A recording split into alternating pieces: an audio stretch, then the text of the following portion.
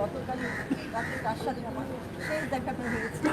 আমাকে বললো আমার মাথায় একটু হাত দাও, ছবি তুলতে গেল।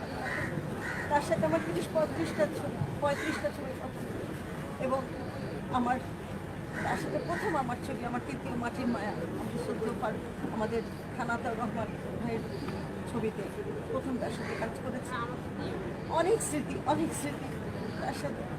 তবে আমার সবথেকে বড় স্মৃতি গতকাল রাত্রে তাকে যখন দেখতে গেলাম, অঞ্জনা এই কতদিন আমার সাথে কেউ দেখা করতে আসে না, শুধু তুমি আসছো আর জায়েদ খান এসছে, আর কেউ না।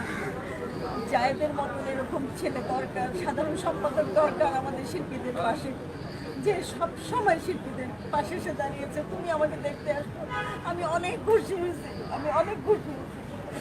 আর এগুলো বললেন যে কেউ আসলো না আমাকে দেখতে, কেউ না। আমার ছেলে মেয়েদের কাছে কি মুখ দেখাবো, অনেক কষ্ট। ঝাঁকটাও তো তুমি আসছো, অনেক কথা, অনেক স্মৃতি, এতটুকু সময় বলে পারা যাবে না। তবে তার মতন একটা শক্তিমান অভিনেতা, হ্যান্ডসাম যাকে বলবো, হ্যান্ডসাম, যে সবসময় পরিপাটি হয়ে কাজ করতে, এবং এত সুন্দর একজন মনের মানুষ, বিদিত প্রাণ চলচ্চিত্রের। আমরা তার জন্য তার আত্মার মাকে রাখতে করি, আল্লাহ তাকে বেঁচতে নিষেধ করে খবরে আজাদ থেকে তার পরিবারের প্রতি অনেক সমবেদনা। আমাদের সবাই, আমাদের চলচ্চিত্র শিল্পী সমিতি থেকে সব সমিতির পক্ষ থেকে তার আত্মার মাকে